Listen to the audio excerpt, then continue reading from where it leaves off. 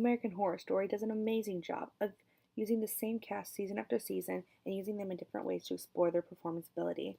Actors and actresses switch from supporting or guest roles to main roles and vice versa. Heroes return as villains, and those who play straight or non binary parts play queer characters, granting queer actors and actresses the opportunity to play given queer characters.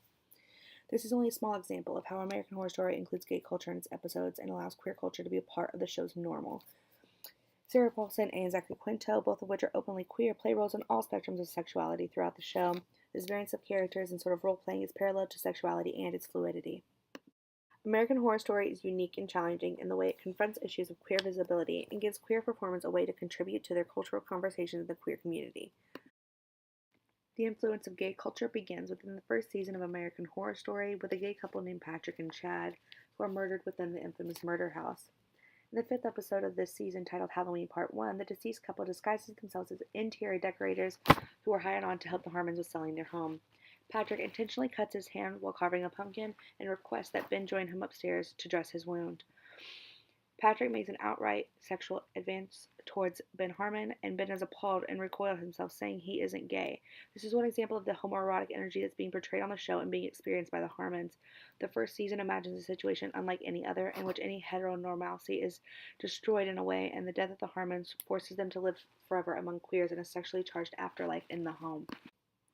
The second season of American Horror Story is titled by the creators as Asylum, and it takes place at Briarcliff Sanitarium for the criminally insane in the 1960s. Lana Winters, played by Sarah Paulson, is a journalist seeking to get this story on the most recent serial killer who's been admitted to the atrocities at Briarcliff. She is then admitted to Briarcliff for her homosexuality and becomes a victim of discrimination and goes through extremely painful and torturous conversion therapy.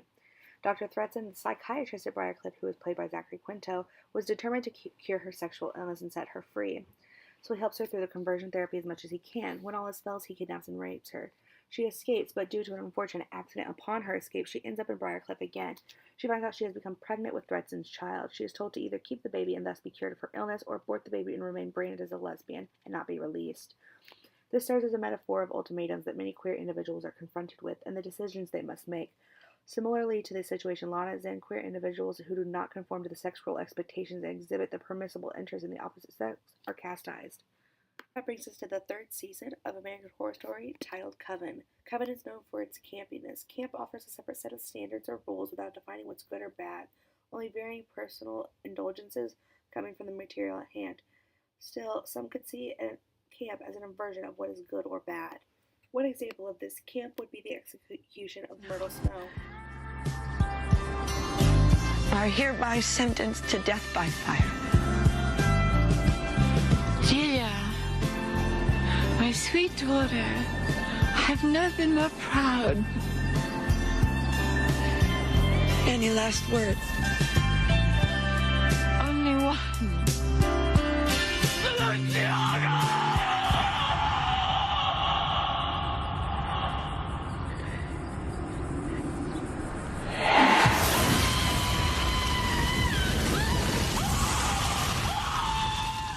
Balenciaga was a Spanish fashion designer, so she went out in style, and her last words can be seen as a vision of camp. Coven shows a multitude of dark comedy in camp, such as Fiona executing a young witch by slitting her throat. Yes, you can! Do it, girl!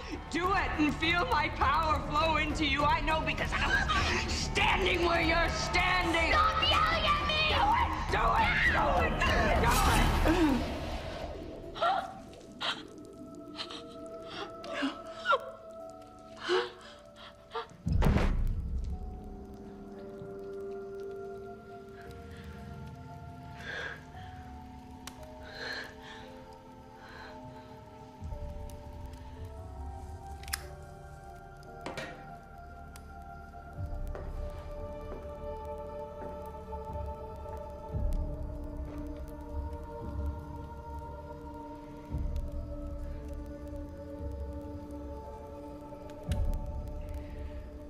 This coven doesn't need a new supreme.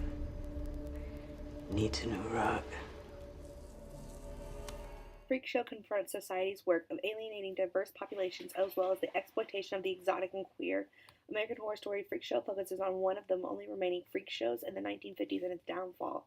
Fraulein Elsa's Cabinet of Curiosities is home to a group of performers who are in need of income protection from those who see them as monsters, and emotional support. Freak Show argues that the real monsters of society are the people who judge and shun those who are different. A man named Dandy becomes fascinated with the show after seeing it and demands to purchase 2 of the performers. Perhaps even more deceitful is those with concealed abnormalities who control the Freak Show performers in order to hide their own abnormalities. Elsa Mars is the perfect description of this. She hides her 2 prosthetic legs and exploits her performers to divert attention from herself. She uses the other performers to draw in an audience and uses the audience to showcase her own musical talents. Later, a man named Stanley seduces Elsa despite being homosexual and convinces her to sell the Freak Show. He himself, ironically, has an abnormality which he hides. When Dandy buys the Freak Show, the performers are faced with an ultimatum: stay in refuge under Dandy and his tyranny, or attempt to assimilate into society and mask their oddities. This symbolizes the queer experience in the 1950s and today. They must integrate and adopt conventional practices or surrender to death. The next season is Season 5, Hotel. There's a very sexual aura to the season, especially with the central character, the Countess, played by Lady Gaga, who was earlier revealed as a vampire. Dyer compares vampirism to homosexuality in his work, and it's Kiss vampirism as homosexuality and homosexuality as vampirism, saying on one hand the point about sexual orientation is that it doesn't show. You can't tell who is and who isn't just by looking, but on the other hand there's also a widespread discourse that there are telltale signs that someone is. The vampire myth reproduces a double view in its very structures of suspense. The double view that Dyer speaks of is another analogy to the previously discussed heterosexual-homosexual binary that is ignored through the course of the show. From a gay couple being the ghost in Murder House, to a transgender female being the front desk staff for Hotel, queer culture is slipped in every nook and cranny of the series in a methodic way.